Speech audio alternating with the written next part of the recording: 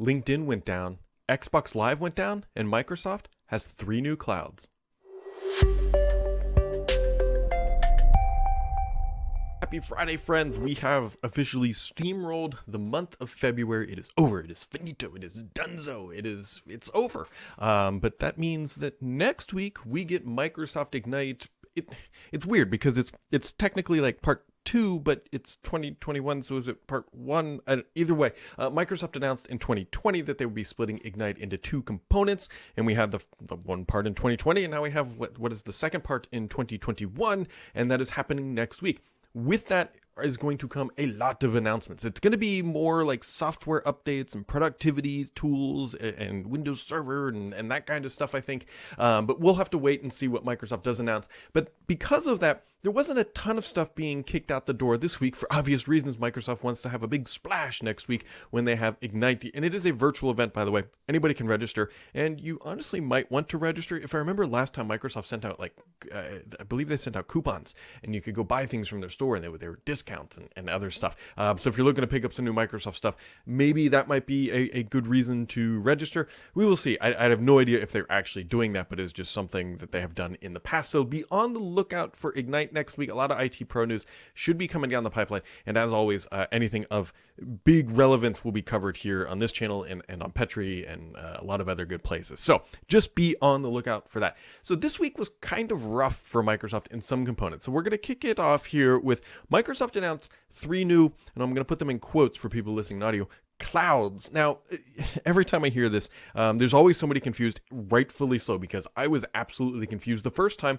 that this sort of model came out. So these are more like vertically integrated clouds. And what I mean by that is Microsoft takes a bundle of services and software and components and features and functionality, bundles them up in together, and then sells that as a SKU or a tier, meaning they have a cloud, if you will, designed for retail, a cloud designed for the healthcare industry. And a cloud is what they announced this week, actually 3 of them, for the financial sector, for manufacturing, and for nonprofit organizations. So what this allows Microsoft to do is if you're Microsoft salesperson and you're walking into a conference room and this company is a bank, well, Microsoft now has a financial cloud that will allow the onboarding of that customer right into their solution with a pre-packaged set of services that are designed for compliance, designed for customer service, designed for security, and designed for the banking industry specifically. And now you can hopefully that makes it a little bit more clear. It's not they didn't build out 3 new data centers and calling them a cloud. It's just a SKU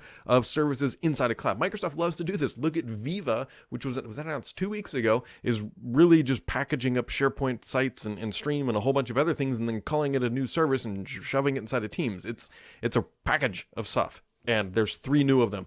And they're coming, I believe some of them are starting available now, but by the end of the fiscal year for Microsoft, which ends June 30th, all of these clouds should be in public preview or available in some capacity or another. So when you hear clouds, think of that. I mean, Microsoft actually, I believe, even says they have a gaming cloud because of Xbox Live and all of that. So Microsoft also announced this week that they're selling replacement SSDs for the Surface Pro 7 Plus. So if you are a business customer and you need to get a replacement for that drive, you will be able to do it. Now, what's kind of weird here is that this drive supposedly only works on the 7 Plus. It will not work on any other version of the Surface line, even some that have the swappable drive like the Surface Pro X. So it's only for the 7 Plus. So just keep that in mind for people who are looking at this. Microsoft also announced yesterday, I believe, that they're opening a new data center region in Indonesia. This will represent their largest investment in that region, and this will help that country, or that region, I should say, keep all the data localized for when that happens. Microsoft has been investing a lot in Indonesia, and building out data centers is a huge investment. Remember, these things typically cost around $1 billion or more, depending on what they're actually building out, but they're not cheap. So that's a huge investment into that region, and be on the lookout for that to come online. I believe they said by the end of 2021 is their goal, which means that they would then have more than 60 data center regions around the planet for Microsoft Cloud services. On the Windows 10 side of things, Microsoft is nuking from orbit the 3D objects folder. So there was a point in time where Microsoft thought 3D was going to be the be-all, end-all, and that was their future, and that's where these mixed reality headsets came from. There was also Paint 3D. If you remember, Microsoft dedicated just an enormous amount of time at an event for their Paint 3D. They even showed off Windows Phone, capturing things in 3D, and Microsoft kind of went all in on this, and then it just never materialized, and Microsoft is now nuking that object. What it really did was, if you had 3D objects, it would sort of force it into your menu item and say, look, here's all your 3D objects. We aggregated them for you. But whatever. They're getting rid of that soon. There was a previous, I think, a registry hack that would allow you to get rid of it anyways. But anyways, it's going to be gone officially. So on the cloud side, but not the new vertically cloud retail cloud thingies, Microsoft kind of had a rough week, and we'll do these back to back here. LinkedIn went linked down. I guess is the best way to describe it. They had an outage, which their outage, cloud outages happened. We've seen them from Slack, we've seen them from Google, we've seen them from Microsoft. LinkedIn had a rough week this week, and so they went down. And typically, I want to call out like a specific thing like that, but we're going to flip it over to the gaming news, if you will, because Xbox Live also had a major outage. So you had the LinkedIn outage, and you also had the Xbox Live outage yesterday. The Live outage yesterday was significant. I believe it was around 5 to 6 hours. This was a long amount of downtime. And the last time, I can't remember a last time an outage lasted this long. The only thing that comes to my mind is when, if you guys remember, Lizard Squad, who was DDoSing Xbox Live. It was like Christmas 2016, somewhere around. I might be off on the dates, but they were trying to ruin Christmas for people who got new Xbox consoles, and they were able to DDoS the Xbox Live out of existence for a while, actually. I think some of those people went to jail, if I remember correctly, long term. Anyways, that being said, so it was down 5 to 6 hours yesterday. So what happened? Microsoft hasn't officially told. I've poked around a little bit, but I don't know. I'm hoping Microsoft will do a proper triage of what happens like they do on the Microsoft 365 side when something goes down. My guess, and this is a complete hunch here, this is my guess. Typically what happens when something like this goes down is that Microsoft pushed out an internal update to all their servers, and it didn't take. It wasn't a good update, and it broke something, and it knocked something offline. And then typically what they do is they have automated rollback procedures that says, hey, this is broken, hit the button, things should roll back in 20, 30 minutes or whatever, it's fixed. My guess is that they pushed out an update, it broke, and then when they did the automated rollback procedure, it failed, and then they were forced to do a manual recovery potentially. Again, that's just me shooting from the hip, but we'll hopefully get a real answer from Microsoft about what happened. It doesn't feel like something, like it feels like a configuration issue or something along those lines. It doesn't feel like something like actually broke. Someone said, hey, maybe a data center's on fire. Like, no, I don't think that's the case, because Microsoft, as we noted prior in this podcast, they have they'll have more than 60 regions around the globe. Like that shouldn't knock the whole system offline, and Microsoft should be able to effectively divert around that, and that would be really obvious issue going on, and we would have heard it. Whatever. Well, hopefully Microsoft will explain what happened to Xbox Live, and hopefully it won't happen again. Sometimes these things comes in waves. I don't know, but either way, you had LinkedIn, and then you had Xbox Live, both taking a dump. 343 has released new screenshots of Halo Infinite 4K. They look fantastic. I mean, not that I would expect them to push out like marketing assets and they're like, oh, those look kind of bad. Like, you would expect them to look good. They look great.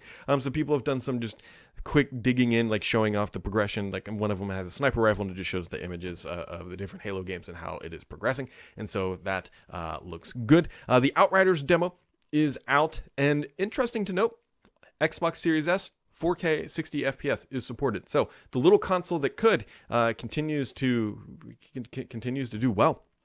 And so, yeah, I mean, I just thought that was worth pointing out. Oh, by the way, on that 343 release, there's also an audio file that was hidden in there. Gamers, I feel like if we could convert the energy that gamers put into decoding like hidden messages in like game titles and things like the blog post that 343 put out, and divert that energy into like DNA sequencing, like we could solve all the diseases really quickly, because within a few minutes of this post going out, people discovered there was a hidden message and there's an audio file in that blog post, and you can go listen to it. I don't want to drop any spoilers, but there you go. Microsoft GameStack is also taking place April 20th through the 21st. That is Microsoft's game developer focused conference that is all about their own stack, if you will. Remember, GDC, which typically happens in the spring, has been punted until, I believe, July, and they were attempting to do that in person, if I remember correctly. And so, that's Microsoft's GameStack conference is taking place April 20th. And so, let's jump on in to the questions,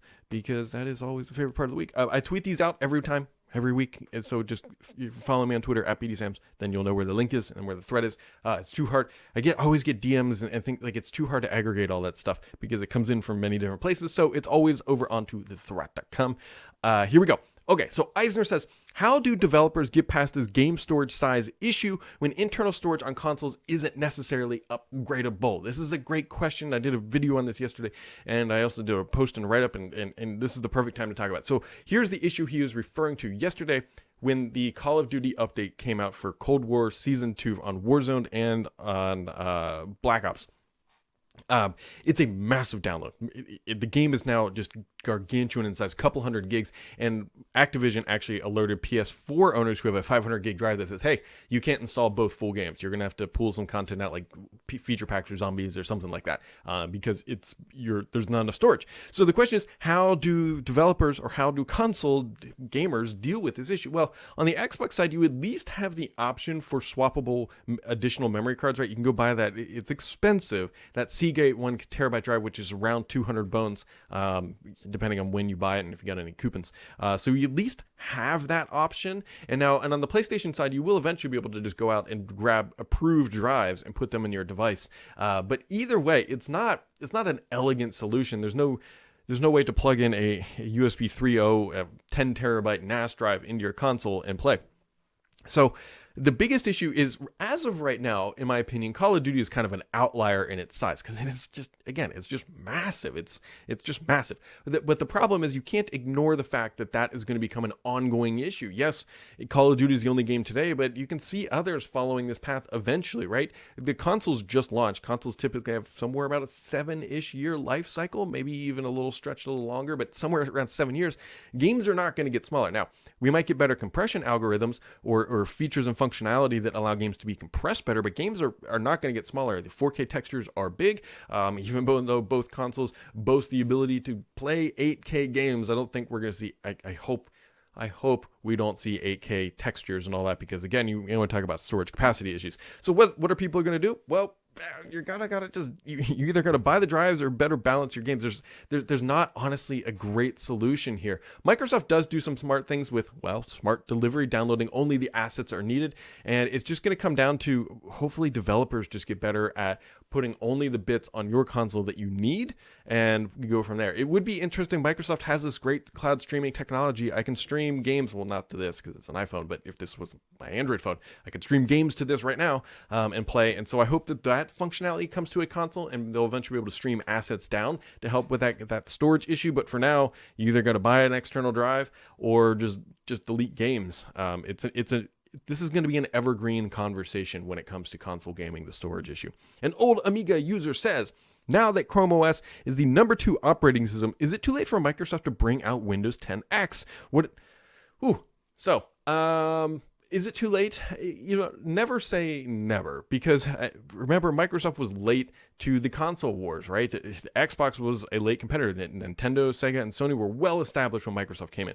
If you come into the market with a good product should survive and thrive. It has to be a good product, and it has to meet all expectations, and it has to be well supported and well marketed and everything else. If you can execute effectively with a good product, it should survive. Now, granted, there might be market forces such as what is happening in the world right now where nobody's going into the office that might hamper some things. But Microsoft has the capacity to launch it and make a difference. The question is, will they do it effectively and efficiently? Those are questions that Microsoft has struggled with in the past, and so we have to wait and see.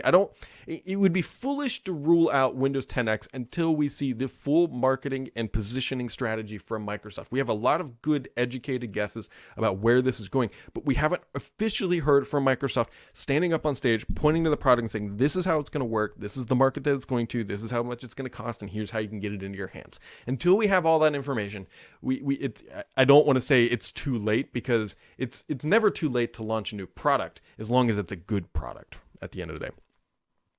And he says, what's the deal with the TP? The only decision is over or under. So I'm getting a lot of flack for this. So and of all the things to get ribbed on by your spouse, this one is perfectly acceptable. So here's the deal. Earlier this week, I do another podcast called First Ring Daily. Most of you probably know that, but I'm sure there's some people who don't. You can go find it, to search First Ring Daily, and I do it every day with Paul Thread, every day, Monday through Friday. And this week we hit episode 1000. And so instead of, we're trying to figure out what to do in, I can't remember if it was Paula or myself, where we talked about at one point, we're like, hey, what if our wives just did it? And Paul and I are both married, and so you can go watch my wife rip on me. And one of the things that came up, and I don't know where she pulled this out of, but whatever. She pulled out that I do not change the toilet paper roll efficiently or effectively after how we've been married over a decade. And so now everybody on the internets and everyone's like, Brad, why don't you change the toilet paper? Well, I don't know. Like, you know how when you go into a hotel room and you can't figure out the shower, like that part of your brain just doesn't work or just like doesn't exist. And maybe people can effectively operate showers in hotels. I can't. I always screw it up. It just isn't there. Like I see it, and then sometimes I will actually swap out the toilet paper roll, and then I throw that little tube away, and then I get yelled at because it needs to be for my kid's school project or something like that. And then it's just like a no-win situation. So I just take the null option. And I think my wife did say that I have started to change it, and that was the result of me throwing things away. So it's just like a lose-lose situation, and I just consistently lose. So anyways, that is sort of that. Obatu100 says, Xbox Live outage. I am new to Xbox, sort of. More on that in a minute. Could you talk about what an outage means? From what I can tell, it means Game Pass Ultimate and Forza does not work. So yeah, this is a good question. So what does an Xbox Live outage actually mean? Well, I don't know if Microsoft has an official public definition for what a true outage is, but there's multiple things that could be classified as an outage, right? You can't authenticate to Xbox Live, but you can still play matchmaking if you're already logged in. That scenario happens a lot because they're two different buckets, right? Being able to log in and the service working are two different things. So an outage could mean a bunch of different stuff. It could mean you can't log in. It could mean that you can't buy things in the store. It could mean that party chat is not working. We've seen that one quite frequently, where you can't join a party with your friends and chat, but you can authenticate and log in. So there's a ton of different definitions of what is going on. And so it's kind of hard to say like this is an outage, because everything is an outage. If it doesn't work, that's technically an outage. And so yesterday's was pretty significant because you couldn't log in and you couldn't play and you couldn't join parties. So it was like a pretty significant outage affecting many of the different components of Xbox Live. And so, yeah, that's a good question, because Microsoft could argue it's not an outage, but yesterday's, or some things aren't an outage, they're just a feature being broken. But yesterday was definitely an outage across the board. So, and then he says, from what I can tell, this is continuing, it means that Game Pass Ultimate games like Forza 4 do not work. Things I have pinned to the home screen are no longer there. Although a group I have is getting an error message, and the list goes on and on. So because everything is so interconnected and cloud connected, remember that really terrible quote by the former head of Xbox that says, hey, if you want a console that works offline, we have a product for that called the Xbox 360. Every time there's an outage, I always think of that particular quote. But yes, just about everything more than likely is going to break on a console, because especially with Game Pass, it has to authenticate that, hey, you're still a Game Pass subscriber, so all those games aren't going to work. I'm sure there are scenarios where single player or offline games will still work, but I would suspect that the majority of things are going to be broken when Xbox Live officially goes down. So there you go. JLV632, after some light was cast on the love affair for the Tesla this week, do you have a car for your name? Do you have a name for your car? Okay, so this was also brought up that my wife pointed out that I love my car more than my family. Well, that is not true. I definitely like this. For some like clarity's sake, while my wife's car was brand new, this was the first brand new car that I have ever owned. My wife drove as a Ford Escape. We bought that brand new, but my previous car was a 2008 Nissan Pathfinder that we bought like 1 or 2 years old. And so this is the first brand new car I've ever had. And one of the things you can do with Tesla is you can actually name your car. Now, it sounds kind of dumb because some people will name their car like Baby Boop or whatever you want to call it. But my car does have a name because you kind of have to name it in the app so that it can sync and all this stuff. So my car's name is Gemini. Now you might be wondering, why Gemini? Well, there's a bunch of reasons. So in the space program, I'm a big space nerd at the end of the day. It went Mercury, then Gemini. Gemini was the second. So the second major space program, if I remember correctly. My wife's car was the first new car we bought. This was the second. So there's Gemini. The other part is too, the wheels, the wheels that came on it were actually called Gemini. I was like, well, that's kind of whatever. Just ties into the theme. Also, my daughter's birthday month revolves around the name Gemini. So we've got the space theme. We've got my kid tied in there. We've got the actual car tied in there. And that's the name. And but I don't go out into it and stroke its logo and call it Gemini or anything like that. That's just the name of it. Asbat says, why hasn't Microsoft made multiplayer free, and why hasn't it replaced Xbox Live Gold subscription with a family digital sharing plan for up to 10 family members? Okay, I shouldn't have read it like that. But anyways, he brings a good question up. So Gold should be free. Microsoft wants it to go away, but they can't let it go away. The problem is that people pay for it, and they don't want to get rid of that. I mean, who would want to get rid of that revenue, right? Microsoft needs that subscription revenue, but it should be free. I still think they're going to try to find ways to transition it, but I would not be expecting price cuts at this point because again, people are paying for it, and Microsoft doesn't want to give up that revenue. But at the end of the day, it really doesn't make sense. But it's still there. So Mr. PKI with a reliable question of the week. He's got two of them. He says, are you going to sign up and pay for Paramount streaming so that you can watch the Halo TV series next year? I totally forgot about this. Should have put included there. Included in the gaming section, whatever. So the Halo series was, I believe, originally going to HBO, but those rights have now been sold to Paramount Plus, which means that if you want to watch the Halo series, which is coming out next year, I believe they said spring of 2022, you're going to have to sign up for that service. The only reason I'm hesitating is I think about, signing up for another streaming service. I'm hoping that I can find a free trial, binge watch it, and then just be done. But I suspect that they are smart enough to know that that's not going to be wanted because they're going to want the dollar dues out of my back pocket to make that happen. I don't know if I'm going to sign up for it yet, or if I do, I'd love to find a way to make it free potentially somehow. So we'll see. Next question is, it says, have you considered now having the spouses host a monthly podcast going forward?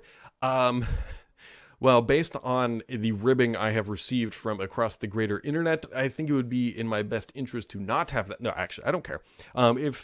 If they wanted to do it, it'd be fine. I will tell you that doing one podcast is a lot of fun. It's great, and I'm extremely happy it went well. The problem is are we going to replicate the success every single time? I don't know. Trying to think logistically through this. Also, they would have to sign up and agree to it, right? This is not their job to do a podcast at the end of the day. That being said, I definitely think we will have that style of thing happen again. I just don't know when we will have it happen. It might be at the 2000th episode or the 1500. People clearly liked it. They seem to enjoy it. And so we will likely do it again, but I do not have any idea exactly when. And the last question of the week. We got Shark47. Hey, Brad, why hasn't Microsoft said anything recently about Windows 10X or whatever it is about to be called? Well, Microsoft wants to have a marketing moment. This is why. They want to come out on stage and tell the story of Windows 10X. They don't want people like me dribbling out information to you or anybody else. And so they've been trying to keep really quiet about this, despite the fact that they showed it off and then changed path and did a whole bunch of other stuff. Either way, they will have a moment where they will talk about it when they are ready. They just haven't been ready yet. And so I think they're trying to have surprises and things up their sleeve. I don't know if that is going to happen, but we will see. Also, he says, what is the future of Bing? I haven't heard anything that's on that front in a while. Well, Bing has a future. I mean, it almost became Australia's preferred search engine 2 weeks ago or last week or whatever that was. Bing is not going to go anywhere. Microsoft wants the data, and I believe it is profitable now. So it is actually making money.